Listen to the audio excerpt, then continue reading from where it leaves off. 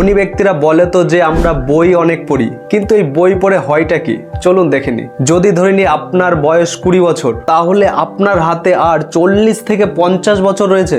আর এই 40 থেকে 50 বছরে আপনি নতুন নতুন এক্সপিরিয়েন্স নেবেন, ভুল করবেন, আর সেখান থেকে শিখবেন, নলেজ নেবেন, আর ততদিনে লাইফের অন্তিম পর্যায়ে চলে আসবে। আর এই বইয়ের কনসেপ্ট এখান থেকেই আসে। আগেরকার মানুষ নিজের জ্ঞান পাতায় লিখে তা সংরক্ষণ করে রাখতেন, যাতে পরের জেনারেশন তা পড়ে সবকিছু বুঝতে পারে। মানে একজন লেখক তার পুরো জীবনে যত নলেজ এক্সপিরিয়েন্সেস গেইন করেছিল, যা আপ এন্ড ডাউন ফেস করেছিল, তার সবকিছু 200 থেকে 300 পাতার একটি বইয়ে সংরক্ষণ করে রেখেছে। আপনি ভাবুন, যদি 4-5 দিন সময় নিয়েও যদি আপনি ওই বইটি পড়েন, তাহলে লেখকের পুরো জীবনের নলেজ আর এক্সপিরিয়েন্স জেনে যাবেন। আর এই রকমই যদি আপনি 40 থেকে 50টা বই পড়েন, তাহলে 50 জন লেখকের জ্ঞান আর এক্সপিরিয়েন্স এখন আপনার কাছে। আর এইখানেই আপনি অন্যদের থেকে এগিয়ে থাকবেন। আর এই ছোট ছোট জিনিস আপনার লাইফকে পারফেক্ট বানাবে। Change yourself and be unique.